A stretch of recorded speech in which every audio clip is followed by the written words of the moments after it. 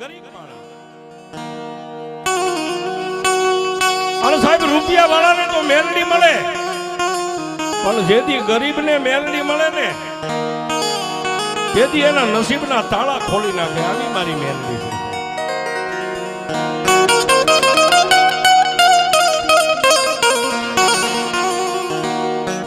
જેને ગરીબાઈની મારી પાસે મેલડી મળીને માં મેલડીનો જેને પાલવ પકડી લીધો એવા